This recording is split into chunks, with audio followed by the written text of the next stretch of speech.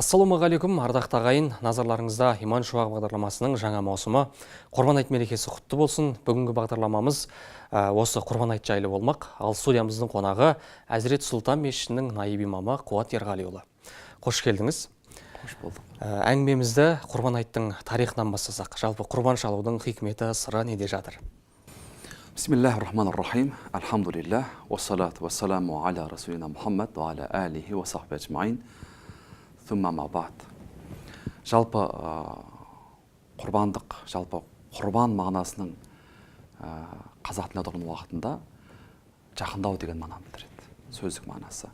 Ал енді діни терминдік мағынасы келетін болсақ, Алла Тағаланың разылығына жақындау мақсатында құрбан айт күндерінде белгіленген малдардың, яғни шалу, жалпы осы құрбандық деп аталады. Ал енді осы құрбандықтың тарихына келер болсақ, Құран кәрімде Адам алейхиссаламның екі ұлы Абыл мен Қабылдың Аллаға жақындау мақсатында өздерінің кәсіптерінің, өздерінің еңбектерін Аллаға жақындау мақсатында жаңағы құрбан еткендігін айтылады. Ал енді бұның негізгі тарихы, жалпы ол сүннет амалы, пайғамбарымыз саллаллаху алейхи ва саллям айтқандай, жалпы Ибрахим алейхиссалам пайғамбардан келген бізге сүннет. Өйткені Ибрахим алейхиссалам Алла Тағаланың уәдесінде тұрып, Алла Тағалаға жаңағы мен ұлымды құрбандық, сенің жолында құрбан етемін деп осындай уәдесінде берік болып, Исмаил алейхиссаламды өз ұлын құрбандық етер уақытында Алла Тағала сен расында өз уәдеңде тұрдың деп Алла Тағала көктен Жәбір алейхиссалам арқылы көк қошқар түсіреді. Осы жалпы Алла Тағала жақындау мақсатында құрбандық шалу рәсімі, тарих осылай басталып келеді. Жалпы осы құрбандық шалудың өзіндік хикмет сырлары бар. Өйткені бірінші сыры бұл Алланың әміріне толық мойынсыну. Өйткені пайғамбарымыз саллаллаху алейхи ва саллям қалай құрбандық шалса, үмбет ретінде бізде самиғана ва атағана, яғни естідік, бізде итағат ету арқылы Алла Тағалаған жолында жақындау мақсатында құрбандық шалу, яғни әміріне мойынсыну бірінші. Сонымен қатар жалпы өзіндік хикмет сырлары Құран кәрімде Хаж сүресі 28 аятында Астағфиру билла лән яналаллаха лухумуха ва ла димауха валакин яналуху тақуа минкум. Жалпы олардың шалған құрбандықтардың еттері, малдары Аллаға ұласпайды, жетпейді. Тек қана сендердің тақуалықтарың ғана Алла Тағалаға жақындайды дейді. Сондықтан да бұл жердегі мақсат Алла Тағалаға жақындау мақсатында тақуа құл болу үшін Алланың әмірін орындау арқылы құрбандық шалу. Имам Тирмизиден жеткен хадисте Алла елшісі Мұхаммед саллаллаху алейхи ва саллям былай дейді: адам баласы құрбан айт күндерінде құрбандық шалу арқылы, яғни қан ағызу арқылы Аллаға жақындайтын басқа іс жоқ дейді. Яғни сүйкімді іс жоқ. Қиямет күнінде оның ағызған қаны, мүйіздері, тұяқтары, тіпті жүндері келеді ол кісіге. Сондықтан да құрбандықтарыңды Алланың ризашылығымен ниет етіп шалыңыздар дейді пайғамбарымыз. Жалпы осы құрбандық шалу арқылы шалынған құрбандық етті мысалға мұқтаж жандарға тарату арқылы адамдағы менменшілдік, өзімшілдік, жаңағы жаман сипаттардан арылады. Өйткені бөлісу арқылы. Демек, бай мен кедей арасында үлкен бір орнатылған бір көпір секілді. Құрбандық шалудың уәжіптігіне дәлел Ханафи мазхабы бойынша Құран кәрімде Каусар сүресіндегі фасолли ли роббика ванхар. Раббың үшін намаз оқы және құрбандық шал. Пайғамбарымызға тікелей айтып отыр. Демек, пайғамбарымызға тікелей айтылған бұйрық үмбетіне жалпы сүннет уәжіп болып есептеледі.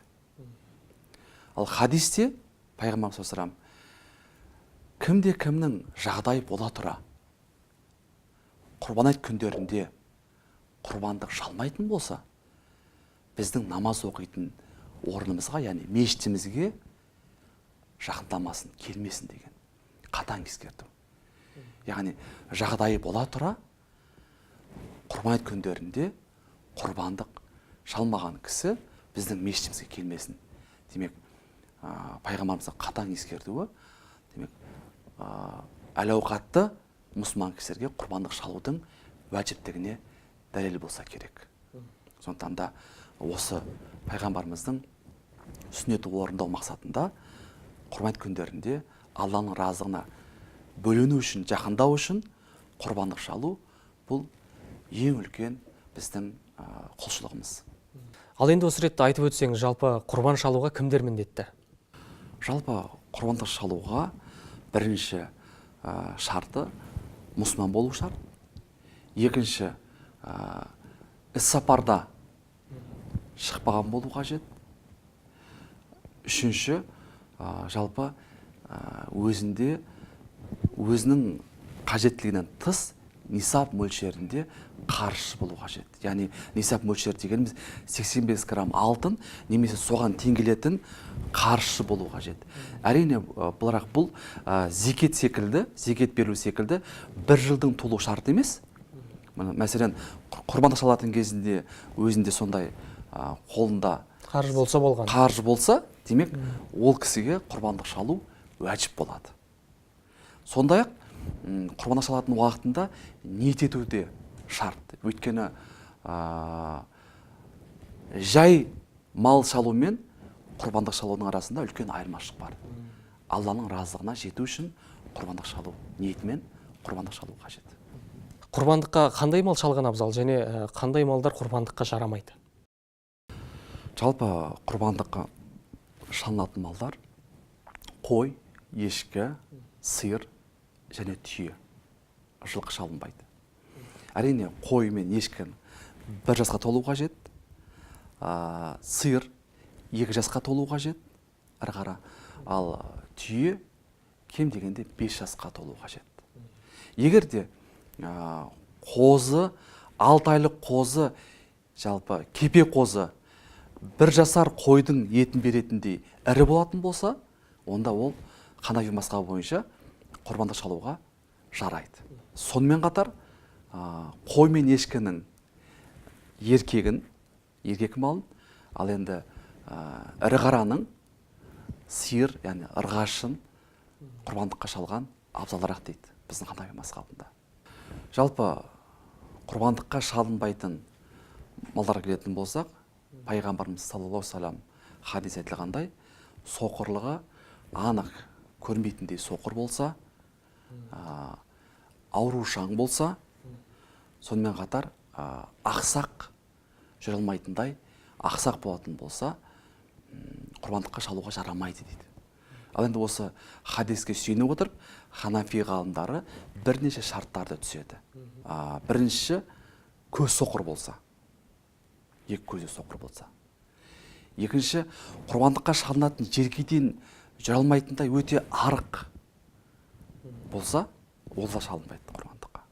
Одан кейін құлағы мен құйрығы тумадан жоқ болса, яки басым көпшілігі кесілген болса, кейінен. Сонымен қатар, жалпы мүйізінің бірі немесе екеуі де сынған болса, бұл малдар құрбандыққа шалуға жарамайды. Яғни құрбандыққа шалу үшін өте семіз, жаңағы аурушаң емес, жаңағы бүтін мүшелерінің барлығы бүтін, мүйізі толық болғаны абзал. Сонда шариғат талаптарына сай болады. Сонда ғана Ханафи мазхабының дәлелдері бойынша шариғат талаптарына сай құрбандыққа шалуға жарайтын мал есептеледі. Енді құрбан шалудың өз уақыты бар, ал белгілі себептермен үлгере алмай қалған адамдар не істейді? Құрбандық шалудың өзіндік шарттарының ішінде уақыты өте маңызды. Өйткені айттың бірінші күні айт намаздан кейін құрбандық шалынады. Үшінші айттың ақшам уақыты жақын қалғанға дейін шалуына болады. Осы 3 күннің ішінде құрбандық шалынып біту қажет. Өйткені пайғамбарымыз саллаллаху алейхи вассаламның Бара бин Азиб радиаллаху анху жеткен хадисте былай дегені бар. Біздің бұл күнгі міндетіміз бірінші намаз оқу, айт намазын оқу. Екінші барып бисмилля Аллаху акбар деп тәкбір тәшрих айтып құрбандық шалу. Сахаба Бара бин Азиб радиаллаху анху жеткен хадисте пайғамбарымыз саллаллаху алейхи вассалам былай дейді: біздің алғашқы міндетіміз, яғни айт күнінде бірінші намаз оқу, яғни айт намазын оқу. Екінші барып тәкбір тәшрих айтып құрбандық шалу. Егерде кім біздің осы ісімізді орындайтын болса, онда сүннетіміз толық орындаған. Егерде кім намаздан бұрын шалатын болса, онда ол жай күндері шалғаннан айырмашылық жоқ дейді. Ал егерде екінші бір хадисте кім құрбандықты намаздан алдын шалатын болса, онда қайтадан құрбандық шалсын деген пайғамбарымыздың хадисі бар. Бізде де қазақта жаңа шек деген нәрсе бар. Бір күн алдын шалу бар.